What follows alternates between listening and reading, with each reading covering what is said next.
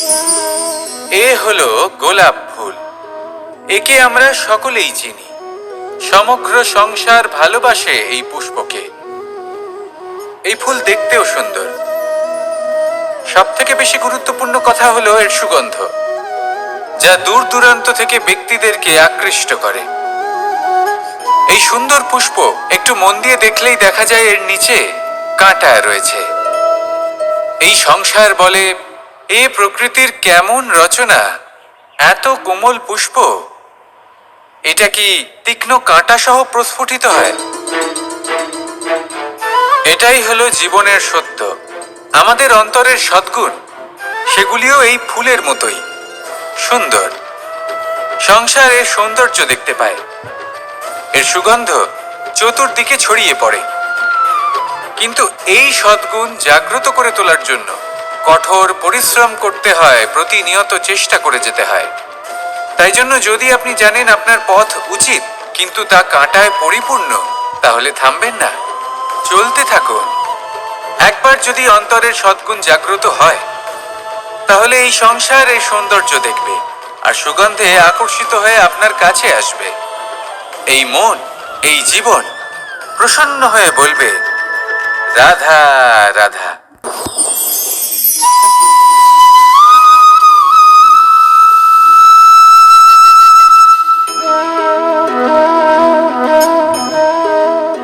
মোহনের বাঁশির এই সুর, এই সঙ্গীত কার না পছন্দ হয়?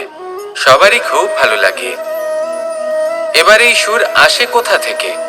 কেউ বলবেন কৃষ্ণের হৃদয় থেকে। সত্য কথা, এই সুর হৃদয় থেকে নির্গত হয় এবং প্রকট হয় এই বাঁশি থেকে। এই বাঁশিটাকে দেখুন, এই ছিদ্রগুলি দেখুন, প্রত্যেকটা সুর থেকে নিজস্ব একটা স্বর নির্গত হয়। এবার যে ব্যক্তি এই সমস্ত সুর এবং স্বর বুঝতে পারেন, এতে নিপুণ, তিনি এই বাঁশির দ্বারা যে সুর নির্গত করবেন তা তো মধুর অবশ্যই হবে। এবার জীবনের সাথেও কিছুটা এরকমই ঘটে। জীবনের কিছু নীতি থাকে, অর্থ, কুটুম্ব এবং আধ্যাত্মিক।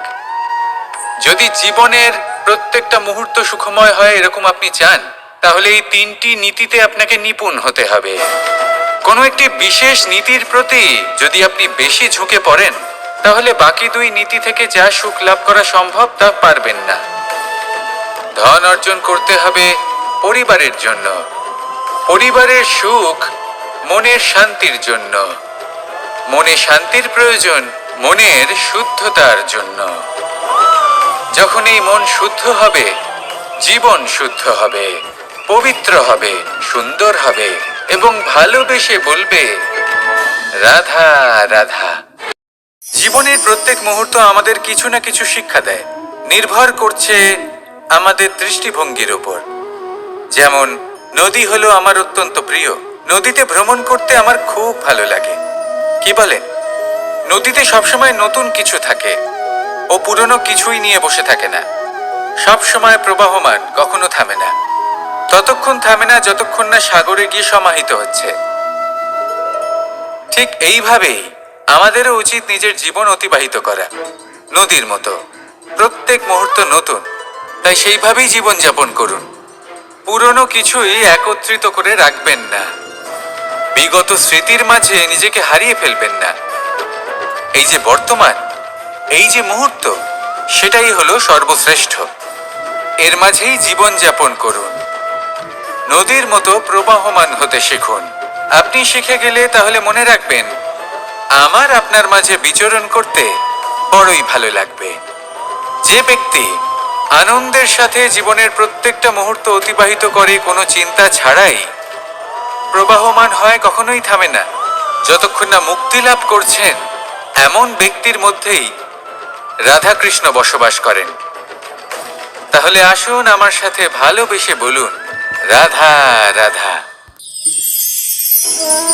সূর্যের প্রকাশ, অন্ধকারকে দূর করে দেওয়া সেই মহানায়ক। এই সূর্যের প্রকাশ যখন পৃথিবীতে এসে পৌঁছয়, কি হয়? এই পৃথিবী জেগে ওঠে, প্রত্যেক প্রাণী জেগে ওঠে, মানুষ জেগে ওঠে, নিজের কর্ম করেন, জীবন যাপন করেন। এই ঘুমের মৃতপ্রায় স্থিতি কাটিয়ে উঠে জীবনযাপন করতে শেখেন। এটাই হলো প্রভাব সূর্যের প্রকাশের। এবার এই প্রকাশ যে সূর্যের থেকে পাই তিনি কি করেন? তিনি নিজেকে জ্বালান আমাদের জীবন প্রদান করার জন্য। প্রত্যেকটা মুহূর্ত তিনি তাপ সহ্য করেন আমরা যাতে সেই প্রকাশ লাভ করি। এটাই হলো জীবনের সারমর্ম। যদি আপনিও এই সংসারে প্রকাশ ছড়িয়ে দিতে চান তাহলে আপনাকেও তপ্ত হতে হবে, নিজে জ্বলতে হবে, সেই কর্ম করতে হবে যেটা কঠিন হতে পারে কিন্তু আসলে শ্রেষ্ঠ। তবেই এই সংসারের সেবা করতে পারবেন, সংসারকে পথ দেখাতে পারবেন। নিজের অন্তরের প্রকাশ জাগ্রত করুন, তবেই সেই সকল ব্যক্তি যারা পাপের অন্ধকারে নিমজ্জিত হয়ে আছেন তারা জাগ্রত হবেন। সেই সকল ব্যক্তিকে জাগিয়ে তুলুন, প্রেরিত করে তুলুন সুখী হওয়ার জন্য যারা সুখী হতে পারছেন না। সেই সকলকে প্রেরিত করুন সাফল্য লাভের যারা সফল হতে পারছেন না। নিজের অন্তরের সূর্যকে জাগ্রত করুন, চারিদিকে শুধু প্রকাশই প্রকাশ হবে, জীবনই জীবন থাকবে, আনন্দই আনন্দ থাকবে। আর এই মন বারবার প্রসন্ন চিত্তে বলে উঠবে রাধা রাধা। মানুষ কখনো কখনো সময়কে নিয়ন্ত্রণ করতে চেষ্টা করে, কখনো কখনো সময়ের গুরুত্ব বুঝতে পারে না। এটা ভাবে যে এই কিছু মুহূর্ত কেটে যাক, একে অতিবাহিত করি, তাহলে কি বা হবে, কয়েকটা মুহূর্ত মাত্র। কিন্তু তা নয়, আজকের একটা মুহূর্ত ভবিষ্যতের অনেক বড় পরিবর্তনের ভিত হতে পারে। আজকের একটা মুহূর্ত আপনার ভবিষ্যৎকে উজ্জ্বল করে তুলতে পারে। সেই জন্য ছোট ছোট মুহূর্তগুলিকে অদেখা করবেন না। সময়কে কাজে লাগান, পূর্ণরূপে কাজে লাগান। এবার যদি আপনি কাউকে সাহায্য করতে চান আর সেই কারণেই যদি থেমে থাকেন তাহলে ঠিক আছে, কারণ আপনি কাউকে সাহায্য করে তার জীবনকে আরো ভালো করে তুলতে চাইছেন, আরো শ্রেষ্ঠ করতে চাইছেন। এই পুণ্য, এই কর্ম ফিরে আপনার কাছেই আসবে আর আপনার জীবনকে শুভ করে তুলবে। কিন্তু যদি আপনি আলস্যের কারণে থেমে থাকেন এবং কিছুই না করেন, সময় নষ্ট করেন, তাহলে কিন্তু একটাই ঘটনা ঘটবে, আপনার ভবিষ্যৎ বিপদগ্রস্ত হয়ে পড়বে, আর কিছুই নয়। সেই জন্য এটা বোঝা প্রয়োজন যে কখন থামতে হবে এবং কেন থামতে হবে। যদি আপনার থামার কারণ এবং সময় অনুচিত হয়ে থাকে তাহলে আপনার ভবিষ্যৎ কখনোই উচিত হতে পারে না। সেই জন্য সময়কে সম্মান করুন আর পূর্ণ ব্যবহার করতে শিখুন। আর আমার সাথে ভালোবেসে বলুন রাধা রাধা। জীবনে সবসময় সেটা হয় না যা আমরা চাই, তেমন ভাবে হয় না যেমন ভাবে আমরা চাই। এবার তাতে আমরা দুঃখ পাই, নিরাশ হয়ে পড়ি, ভাগ্যকে দোষ দিই অথবা অন্য কাউকে বা নিজেকে। কিন্তু সত্যটা কি সেটা আমাদের জানতে হবে। এই সংসার নির্মিত হয়েছে পাহাড় দ্বারা এবং পাথর দ্বারা, তাই প্রত্যেক স্থানে ছোট ছোট ছোট ছোট নুড়ি পাথর তো অবশ্যই থাকবে, এগুলো এড়িয়ে যাওয়া সম্ভব নয়। আর এই কথাটা আমরা সকলে জানি। এবার এইভাবেই আমাদের জীবনে নানান রকমের সমস্যা লেগেই থাকে, এর হাত থেকে কোনোভাবেই নিস্তার পাওয়া সম্ভব নয়। একটা সমস্যা এড়াতে যান, দ্বিতীয় চলে আসবে, দ্বিতীয় সমস্যা এড়াতে যান, তৃতীয় চলে আসবে।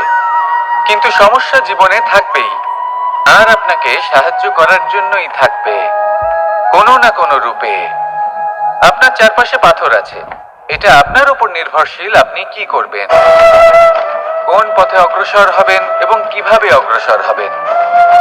এবার দেখুন, এটা তো সবসময় সম্ভব নয় যে আপনার পদতলে ফুলের চাদর থাকবে, এটা তো অসম্ভব।